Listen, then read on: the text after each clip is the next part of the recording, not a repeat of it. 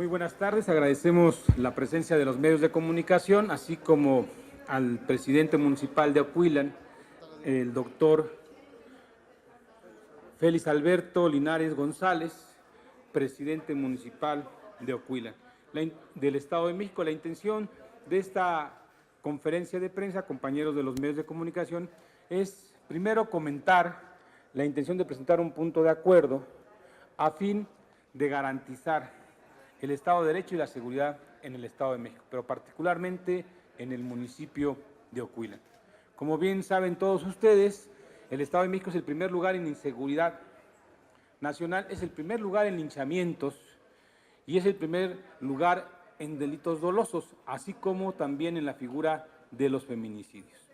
Y es el estado donde la percepción ciudadana es el 70%, donde la gente se siente de una manera u otra insegura. Dado esto, el día viernes de la semana pasada hubo un conato en este municipio donde había dos presuntas personas que supuestamente, porque no sabemos si es un hecho cierto, estaban con la intención de secuestrar a algunos niños. El pueblo se entera de esto, se empiezan a juntar y amarran a un poste a estas dos personas, con la seria idea de prenderles fuego, rociándoles gasolina y perdiéndoles fuego. El presidente municipal se percata de este hecho, llama a seguridad estatal para que resguarden a estas personas, llega la seguridad estatal, se hace un pequeño conato de bronca, se liberan a las dos personas y después, aun cuando el presidente municipal les pide de la manera más atenta que garanticen la seguridad de las personas, deciden irse los de la seguridad estatal, dejando a esta persona contra, obviamente, el tumulto de gente y dejando al municipio, al presidente y a los policías en estado de indefensión. Esto conllevó a otra nueva trifulca donde sale lesionado el presidente municipal con la nariz fracturada, con un esguince que ahorita platicará. Y bueno, esto demuestra la poca o nula participación o seguridad o protocolos que tiene la seguridad estatal en el Estado de México. Por ello vamos a solicitar primero que se garantice la seguridad en ese municipio, partiendo de la base que tiene 20 policías y es un municipio de muy amplio territorio que se encuentra cerca también del estado de Morelos y por lo cual es imposible que 10 policías puedan controlar una trifulca o un evento de esta naturaleza. Por ello la intención es garantizar que la seguridad pública mande más efectivos, por otro lado, que nos diga el protocolo que maneja la seguridad pública en estos casos, dado que es incomprensible que dejen en abandono total al ayuntamiento, al presidente, a los supuestos, en este caso presuntos secuestradores y obviamente a merced de toda la población que se encontraba en ese momento enardecida. Creo que es los dos temas fundamentales que nosotros queremos plantear en el punto de acuerdo. Y tercero, que es importante, pues que entre el municipio en el programa del Fortasec, partiendo de la base que es un tema federal que conlleva a varios estados y por ello es importante que a través de este Fondo Especial de Seguridad se pueda fortalecer al Ayuntamiento de Ocuilan. Sería por parte de mí toda mi participación, dejaría la voz en el presidente municipal de Ocuilan.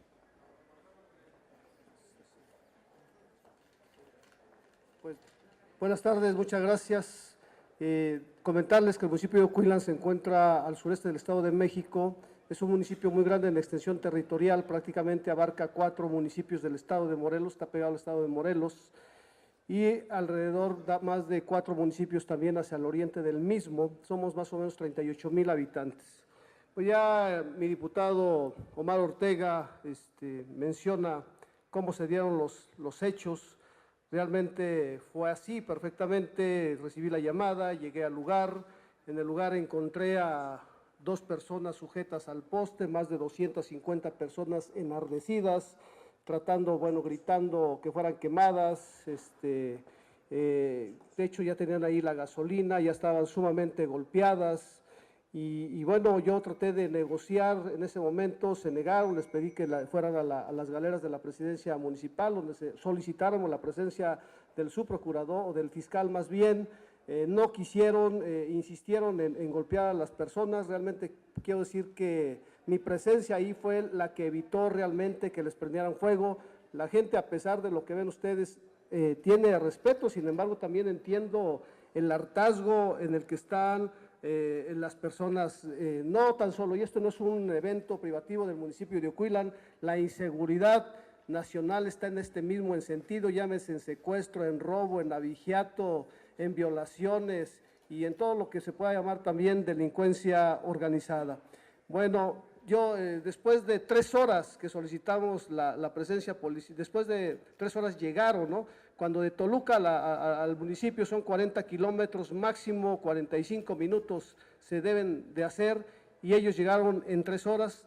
Afirmo por estos medios que los mandos que iban al frente del batallón iban en estado de ebriedad, porque llegó el aliento alcohólico. En ese momento yo les pedí que se dieran 2 minutos para negociar con la población. La presencia policíaca siempre hace algo psicológico sobre el ser humano. No quisieron, llegaron, hicieron explotar las bombas de gas lacrimógeno, rescataron, no, aquí nada más quiero precisar, solamente rescataron a una persona, porque a las otras 2 personas, la mamá de la niña que tiene 16 años, se las alcanzaron nuevamente a quitar los pobladores, la subieron hacia una casa. Yo ya no supe cómo se escapó, pero la señora fue ella sola la que se libró del problema del linchamiento. Llegó a su casa a las 12:30 de la noche, cuando al director de gobernación de la región Iztapa le habían dado el informe que las 3 personas habían sido rescatadas en el lugar y entregadas en tiempo y forma a sus familiares, situación que no fue cierta y que la juzgo de una alta irresponsabilidad. Bueno, en este sentido, después yo solicito igual a algunos mandos que se quedaron ahí, 2 policías, que hubiera más presencia, porque sabía que al librar a estas personas la gente se iba a dirigir conmigo al Palacio Municipal. Siendo así, cuando a mí la gente se viene en alrededor de 150 personas, y alcanzo a librarme de varias, sin embargo sí recibí golpes, traigo la nariz fracturada, un esguince cervical, una fractura de la quinta arco costal y múltiples contusiones en tórax y abdomen, ¿no? Que afortunadamente no pasaron a mayores, me valoraron en la clínica 220 del Instituto Mexicano del Seguro Social y bueno, afortunadamente no fueron heridas graves, ¿no? Y bueno, la cuestión aquí que pedimos, aparte de lo que ya mencioné, los puntos de acuerdo de mi diputado, pues es precisamente, lo más importante es que la Policía Estatal en el Estado de México cambie de actitud. Sabemos perfectamente cuál es su forma de actuar y cuáles son sus necesidades. Hoy en este momento no les quiero decir, sino más bien espero que el gobierno del Estado no haga caso omiso. Hasta hoy, por una llamada que yo le hice al señor subsecretario, fui atendido, sin embargo yo no he recibido ninguna llamada del subsecretario general de gobierno y del secretario, y mucho menos del señor gobernador, ¿no? Aquí lo que pedimos específicamente, y dimos 10 días a partir de ayer, para que pudiésemos ser atendidos. De otra manera, pues, aunque yo soy de bajo peso, la verdad sí inicio la huelga de hambre si no se me atiende en estos días, ¿no? A la que también se sumará Juan Hugo de la Rosa, estando conmigo en conferencia de prensa en la ciudad de Toluca. Pedimos también, sobre todo, que haya un cambio totalmente de actitud. Miren, la Policía Estatal en el Estado de México, y yo creo que si aquí hay mexiquenses lo saben, que ellos ponen retenes no para la seguridad pública, no para presencia policíaca, sino para extorsionar a los ciudadanos, y sobre todo en el municipio de Ocuilan, que pasan más de 8 o 9 millones de personas a visitar al señor de Chalma. Ellos hacen su agosto en sábado y domingo. Esto lo he denunciado desde que llegué hace 2 años a la presidencia municipal. Hasta el momento han hecho caso omiso, incluso se han incrementado los retenes de policías, o como decimos, las casetas de cobro de la Policía Estatal. Hay colusión con la delincuencia y bueno, además que no hay la presencia, el estado de fuerza que debe estar, que son más o menos 70 policías, cuando tenemos alrededor máximo de 10 policías estatales, ¿no? El delito que realmente existe en las zonas rurales no es privativo del municipio de Ocuilan. Allí pues es el abigeato el que nos pega grandemente. Pedimos también la seguridad para el peregrino que baja a Chalma, que son más de 3 millones que caminan de varios estados de la República, del Distrito Federal, y que realmente hemos estado solicitando presencia policíaca, no retenes de policía, ¿no? Y que bueno, yo creo que también en la cuestión de presencia policíaca en la carretera Laguna de Zempoala, en las carreteras que conectan al municipio también con la ciudad de Cuernavaca, que son 3, ¿no? Y además, como ya lo comentaba el diputado, por la posibilidad de que el municipio, por sus características que tiene, por su extensión territorial, pueda ser considerado en el Fortasec, porque hoy solamente estamos en el FAS y el FAS solamente nos da 800,000 pesos al año que no nos alcanzan realmente para mucho, ¿no? Solicitamos con esto mayor infraestructura y mayor presencia policíaca en el Estado de México. Es cuanto.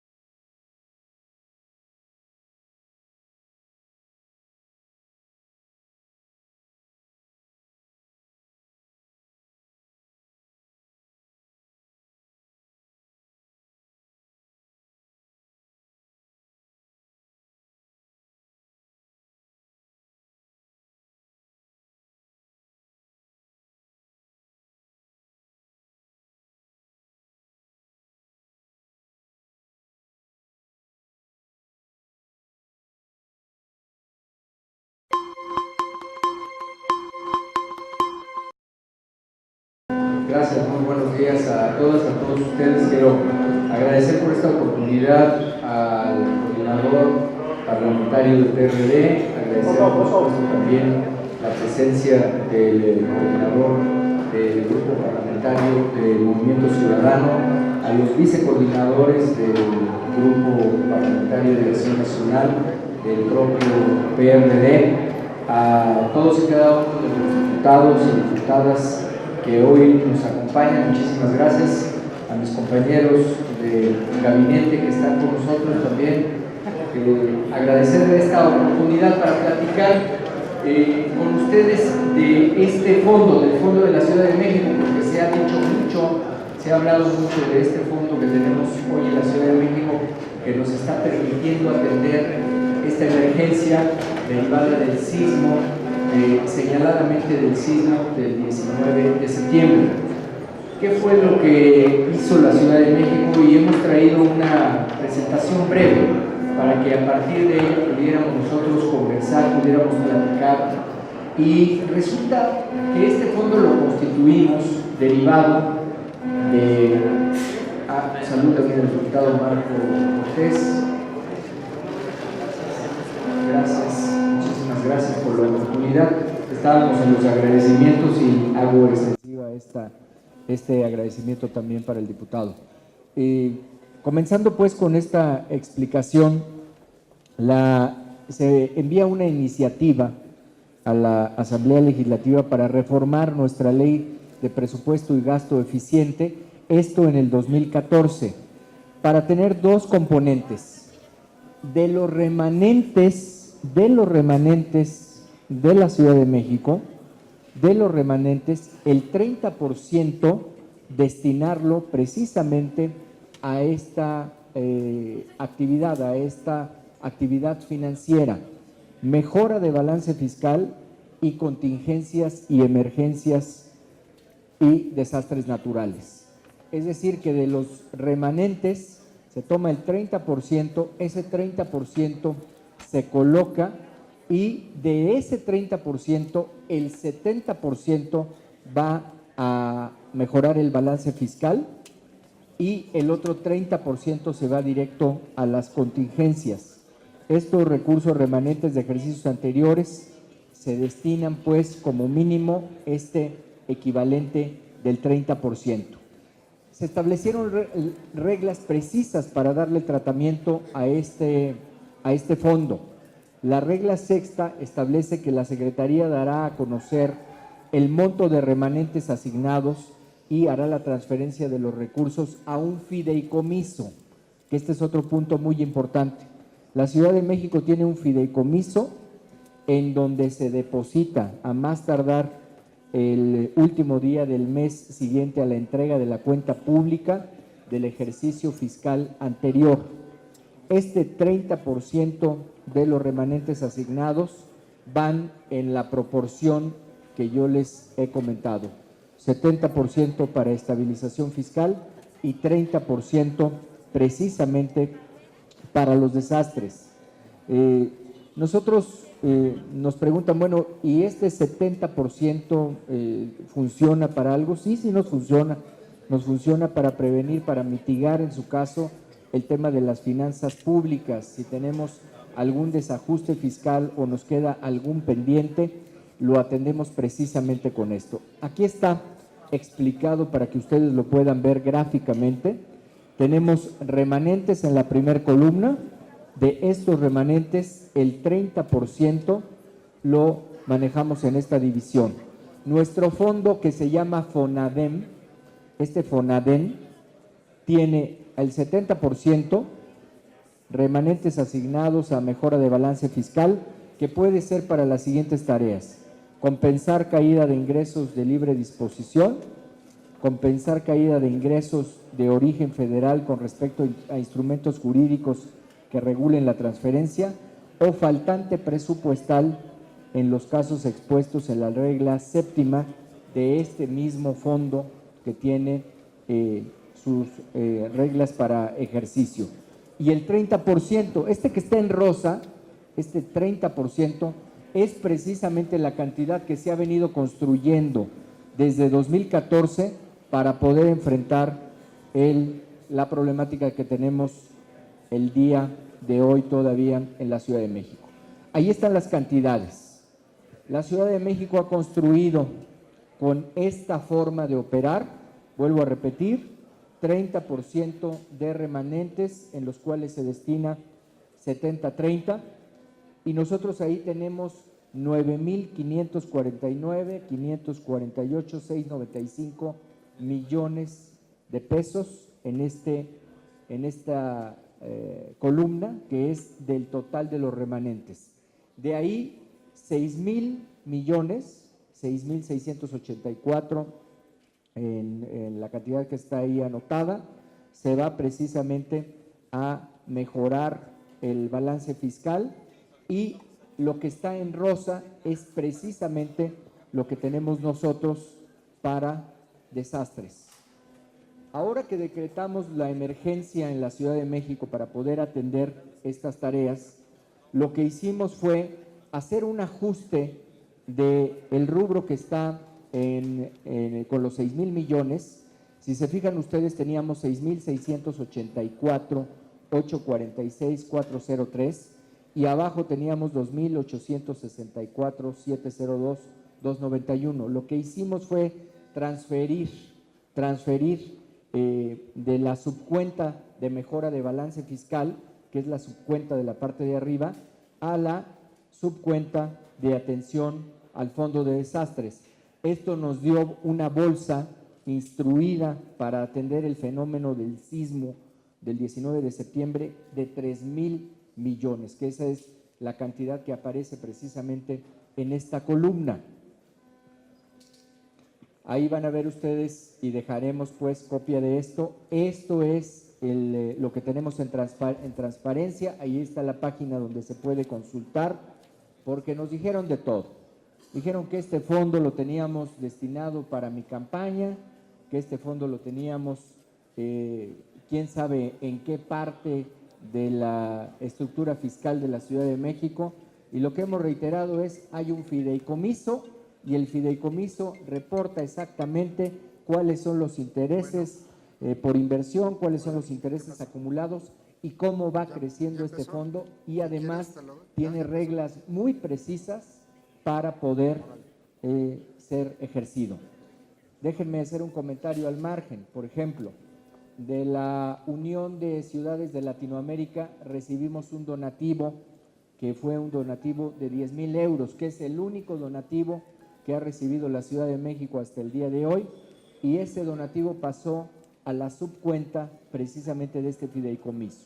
Entonces está ahí mismo, y eso es lo que nos permite tener hoy también en este fideicomiso la opción de dar el beneficio fiscal de las donaciones, es decir, nuestras donaciones son deducibles de impuesto, dado el manejo que tiene este fideicomiso, que es absolutamente transparente.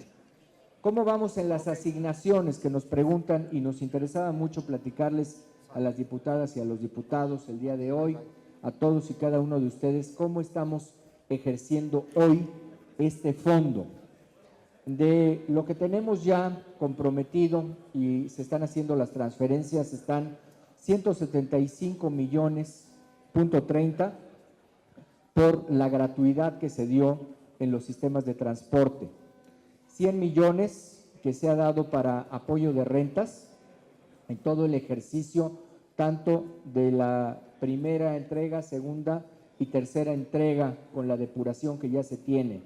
Déjenme hacer aquí otro paréntesis. Esta ayuda de renta está siendo soportada con Contraloría para darle absoluta claridad y transparencia. 260 millones que tenemos en demolición, retiro de escombros de la Secretaría de Obras, 100 millones para mejoramiento de vivienda. Estos 100 millones de mejoramiento de vivienda nos están permitiendo atender los inmuebles con categoría amarilla, en donde se dan créditos absolutamente blandos, totalmente blandos y transparentes a las personas, hasta por 150,000 pesos, que llegan a ser pagos de 500 pesos mensuales. Y los 800 millones que están hasta arriba es la colocación que ha hecho la Ciudad de México con la hipotecaria federal. Esto nos permite que con esta fuerza financiera nosotros vayamos 3-1. La Ciudad de México coloca 3 y la Federación coloca 1. Creemos que debiera ser al revés, pero bueno, en esta fórmula es así. La Ciudad de México coloca 3 tantos y la Federación coloca 1, por lo que a estos 800 millones habría que sumarle 266 millones que tendrá que colocar la Federación, lo cual nos llevará a más de 1,000 millones, más lo que se pueda captar de mercado, que es la emisión de un bono que se ha denominado bono cupón cero. Este bono cupón cero es un mecanismo financiero que puede funcionar también, no solo para la Ciudad de México, sino para otras entidades, y va destinado, porque aquí es muy importante decirlo, a un nivel de población que puede ser la recuperación total de un edificio, por ejemplo, la recuperación total de un edificio. ¿Cómo opera este tipo de créditos? Este tipo de créditos van a fondo perdido en el principal y únicamente tienen el pago de intereses a plazo fijo. Es el interés más bajo, pero lo importante es que el principal va a fondo perdido. Hoy nosotros estamos presentándoles y les vamos a platicar aquí un poquito algo que ustedes ya saben, solamente para recordarlo, la que sigue, cómo estamos trabajando con el FONDEM y dónde vemos un nicho de oportunidad importante.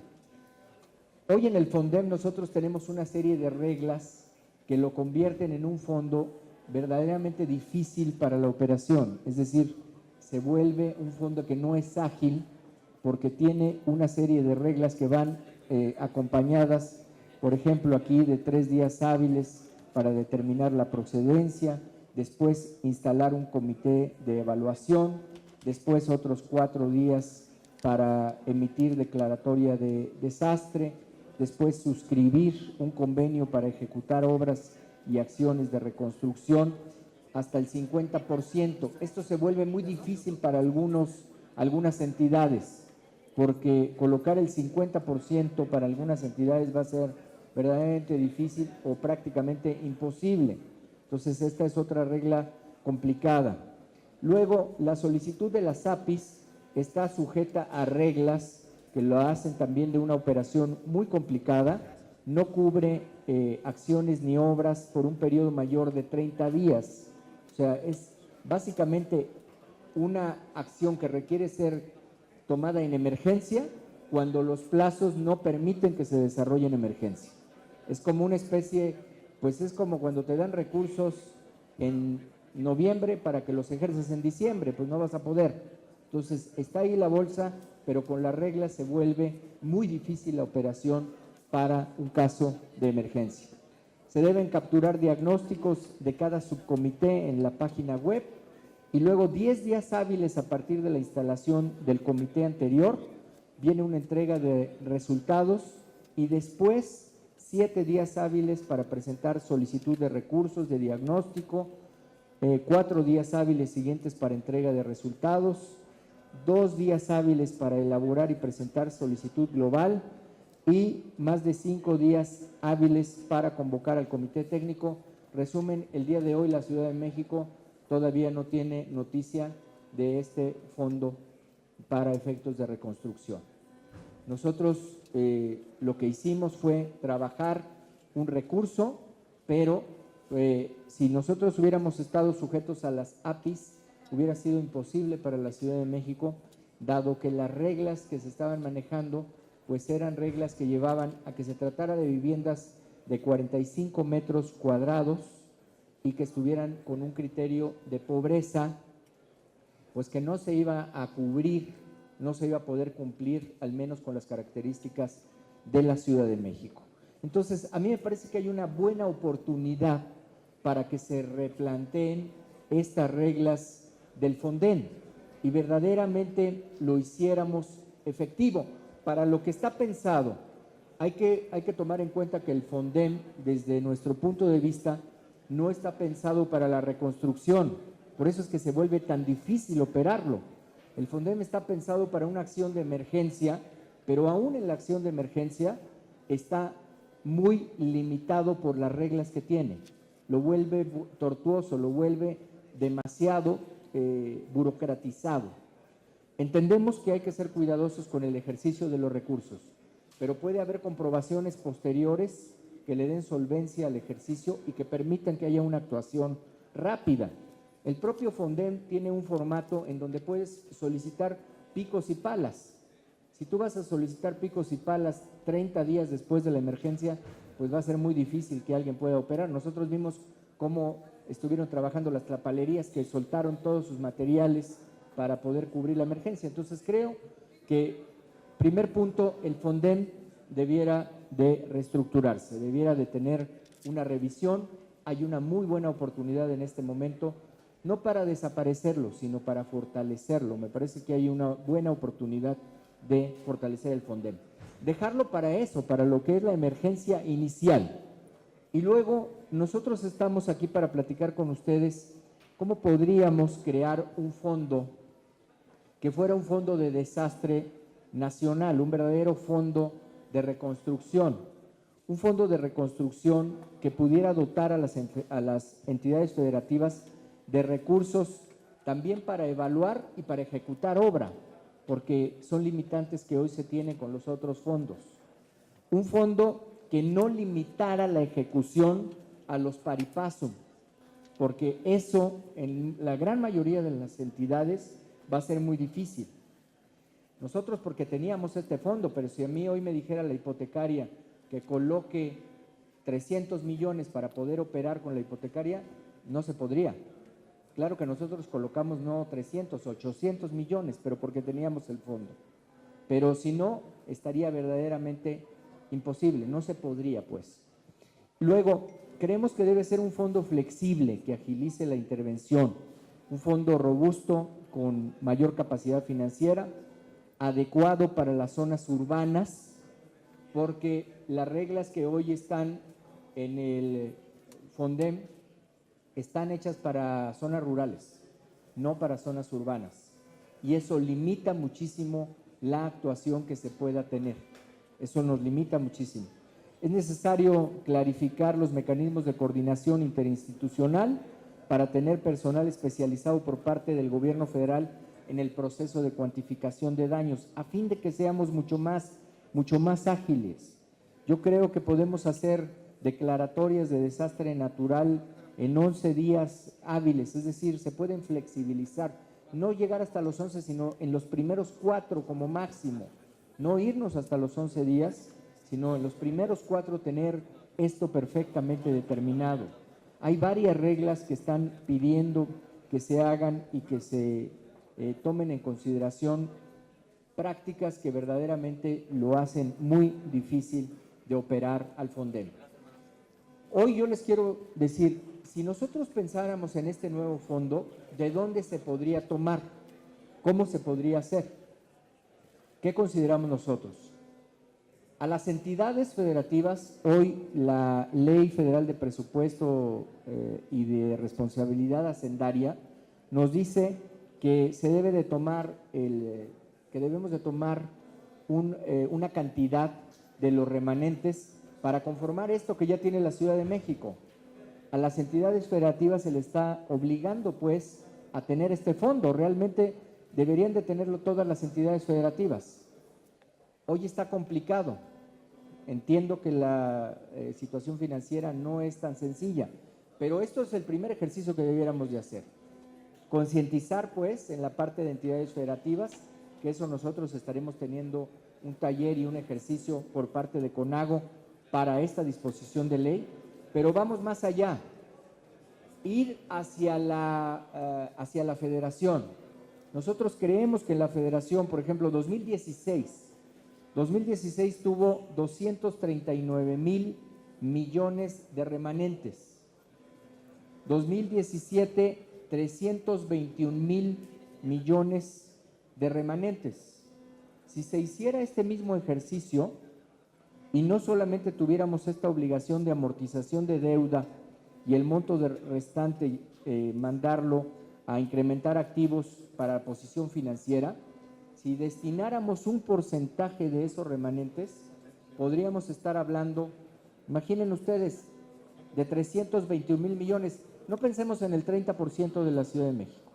Pensemos que se hablara del 10% de esos remanentes, le permitirían al país tener aproximadamente pues 20,000 o 30,000 millones cada ejercicio para tener una respuesta que hoy nos llevaría a contar, si lo hubiéramos empezado en 2014, quizá con unos 80,000 millones de pesos o más. Entonces yo creo que es una muy buena oportunidad para que esta ley federal de presupuesto y responsabilidad hacendaria la pudiéramos revisar, ustedes pudieran hacer las consideraciones que estimen oportunas y ver si es viable que se pueda tomar de ahí, de esos remanentes, la construcción de un fondo que va a permitir que no operemos con las reglas que se están operando hoy y que tenga el Ejecutivo Federal y que tengan las secretarías que actúan una disposición mucho más rápida y mucho más sólida para reconstrucción, porque nosotros consideramos, y ustedes por supuesto lo saben bien, que con los efectos del cambio climático cada vez vamos a tener más emergencias de índole natural que no nos van a permitir actuar oportunamente si no constituimos este fondo. Debiéramos de tener un fondo, insisto, un fondo que fuera un fondo nacional, no solamente operando con nuestros bonos. Estábamos analizando el bono de desastre, bono catastrófico. El bono catastrófico que se tiene hoy, según nuestras cuentas, estaría dándonos 150 millones de dólares. Es nada, son 3,000 millones el bono catastrófico. No es ni siquiera lo que solo la Ciudad de México está destinando para su emergencia. Es muy poquito. Debiéramos de tener algo mucho más sólido en materia de prevención. Yo creo que en materia de prevención, de protección civil, hoy tendríamos que hacer un esfuerzo redoblado. Y aquí hay una muy buena oportunidad. No tendría que explicarles yo más allá de esto. En la parte técnica hay la factibilidad. Tenemos los remanentes que está notificando Banco de México. Nada más en los de 2017, 321,000 millones. Ahora, nos dicen, claro, es que ahí lo tienes para las calificadoras y los tienes para las estabilizaciones fiscales. Sí, pero cuando tienes una emergencia, como es este caso, las reglas pueden operar perfectamente y tú puedes atender la emergencia, y una calificadora, yo no creo que le vaya a tomar a mal a México que esté tomando un recurso para operar en una emergencia, que es un recurso que se va a reponer. Yo creo que esto es algo que sí se puede hacer y que pudiéramos establecer con toda técnica un fondo que verdaderamente le sirva, pues como hoy lo está necesitando Chiapas, lo está necesitando Morelos, lo está necesitando Oaxaca, lo está necesitando Tabasco, porque si nada más vamos a estar a la regla del Fonden, vamos a ir y les vamos a entregar 90,000 pesos y se acabó, ya no habrá más. Yo creo que es una muy buena oportunidad de estos recursos que son de los remanentes federales, se pueda construir un fondo que opere con reglas transparentes y que pueda permitir verdaderamente tener una acción efectiva, porque si no tienes una acción limitada. Entonces, este es un planteamiento que queríamos hacerles. Primero, platicarles cómo está nuestro fondo, cómo opera, porque hay muchos mitos ahí. Tenemos hoy 3,000 millones, nos dicen, es que gástate todo. Bueno, la ley lo que nos está diciendo y las reglas lo que nos están diciendo es 70-30, 30 que podemos agotar los 3,000 millones para efectos de la reconstrucción, y el otro que nos va a dar la estabilización fiscal. Si con el nuevo presupuesto tenemos posibilidad de hacer ajustes en estos dos rubros, los haremos, pero ahí va a depender de la segunda parte de mi intervención, que trataré ya de ser mucho más breve e ir cerrando. Es solicitarles a ustedes, distinguidos diputados, distinguidas diputadas, un esfuerzo adicional para la construcción del próximo presupuesto, para que, déjenme decirlo primero en mi carácter de presidente de la CONAGO, para que haya una dotación de recursos adicional, sólida, fuerte, para la reconstrucción en Chiapas, en Oaxaca, en Tabasco, en Morelos y por supuesto en la Ciudad de México.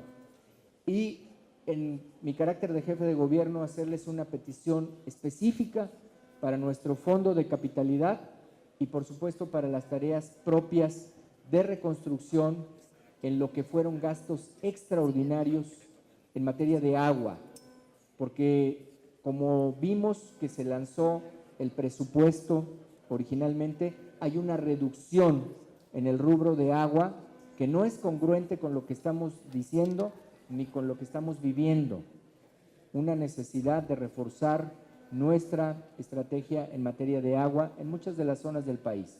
Entonces, serían estas dos peticiones, tanto en carácter de presidente de la CONAGO, para poder hacer este reforzamiento. Y también en mi carácter de la CONAGO, decirles que es muy importante que no se deje, como sucedió en el ejercicio anterior, sin presupuesto, sin recursos a la zona económica especial, a las zonas económicas especiales, pero de manera muy importante a la de sur-sureste, porque les estamos exigiendo que hagan proyectos, pero no les dimos recursos para que hicieran los proyectos. El año pasado se quedaron esperando 500 millones para poder hacer los proyectos y este año debiéramos de tener una compensación que cuando menos alcanzara los 1,000 millones para esa zona económica especial. Queremos también proponerles, y lo hemos analizado con el secretario de Finanzas, que se pudiera emitir un bono para las zonas económicas especiales, un bono que estuviera libre de impuestos, ya que esta es la lógica de la zona económica especial, que estén exentos de impuestos y se están dando beneficios fiscales en impuestos sobre la renta y en otro tipo de impuestos, que se pudiera emitir este bono que permitiría captar recursos muy importantes de fondos, de pensiones, de mucha gente que estaría dispuesta a invertir y que podría hacer una dotación bien importante para nuestras zonas económicas especiales que hoy más que nunca van a necesitar de la reactivación económica. Entonces, no sé si fueron muchos los rubros que abarqué, pero digamos que en un resumen es primero que ustedes sepan cómo está nuestro fondo. Ahí está el 70-30, que lo hemos construido con los remanentes. Que sepan ustedes también que es un fondo transparente que está soportado con un fideicomiso, que tenemos hasta los 3,000 millones para agotar en este ejercicio de apoyo a la ciudadanía en la capital de la República y que estamos proponiendo la creación de un fondo nacional que opere también con una pequeña parte de los remanentes, porque sabemos que los remanentes tienen una función de estabilización fiscal y por supuesto también de conservación para las calificaciones, pero sí se puede construir ese fondo. No estamos hablando que de la noche a la mañana, pero puede ser un arranque muy importante que va a rebasar por mucho este bono catastrófico, que va a rebasar por mucho la cantidad que tiene Fondem. Es más, del puro saque rebasaría al Fondem inmediatamente. Así que yo creo que se puede hacer. Y tercero, bueno, pues las peticiones tanto para los estados como presidente de CONAGO, como para la Ciudad de México en la parte relativa a fondo de capitalidad y agua, de manera muy señalada estas dos, obviamente con un recurso que pudiéramos tener etiquetado para reconstrucción, como estoy seguro que ustedes lo están pensando. Eso sería por parte de mi intervención. Agradezco mucho a la presidencia y por supuesto agradezco mucho a los coordinadores, vicecoordinadores, diputados y diputadas por los minutos de su atención. Muchas gracias. Me parece que es muy destacable señalar este cierre de filas del frente para todas estas tareas que se han planteado. Es verdaderamente muy importante lo que nosotros hemos escuchado aquí en esta primera mesa, como me decían, del Frente Ciudadano por México, en un cierre de filas que tendrá un beneficio nacional, porque no solamente estamos hablando de la Ciudad de México, estamos hablando de un beneficio nacional de algo que es indispensable. Me parece que crear este Fondo Nacional de Atención a Desastres Naturales es algo que no se puede postergar, porque además se tienen los recursos. Y por supuesto coincidiría yo con las diferentes intervenciones de los diputados, de las diputadas en los planteamientos aquí realizados. Nos vamos con una visión optimista respecto del fondo de capitalidad en el planteamiento que se ha hecho, dado que la Constitución así lo señala, que ese fondo tiene que ser dotado de los recursos necesarios para la Ciudad de México, y cuando habla de esa necesidad, pues había estado siendo un retroceso, porque había alcanzado los 4,000 y luego había venido decayendo como si las necesidades fueran menores, y todo lo contrario, y más en esta emergencia. En el agua solamente dejaría una nota adicional. Hoy la Ciudad de México tiene el primer pozo a nivel mundial, del cual se ha extraído agua a más de 2,000 metros de profundidad. Tenemos aguas que, dicho por el geólogo Federico Moser, son o pueden ser aguas volcánicas. Esta investigación es una realidad que hoy ya está dotando de agua a Iztapalapa, pero requerimos más inversión y requerimos que otra planta como la de Atotonilco se haga en la Ciudad de México. Esa fue una inversión de 10,000 millones para que no estemos desperdiciando agua que puede ser tratada a un nivel de 3+ e inyectada otra vez al manto freático. Pero a fin de centrar esta última intervención, primero agradecerle al Frente por esta oportunidad, a todos los grupos parlamentarios aquí reunidos por este cierre de filas, reitero, no solo con la Ciudad de México, sino con el país, porque si logramos la constitución de este fondo va a ser de beneficio nacional. Y obviamente por lo que corresponde a la Ciudad de México, nosotros desde ahora agradecemos al Frente por todo el esfuerzo que se puede hacer en esta tarea de reconstrucción. Muchas gracias por su atención y muchas gracias por la oportunidad.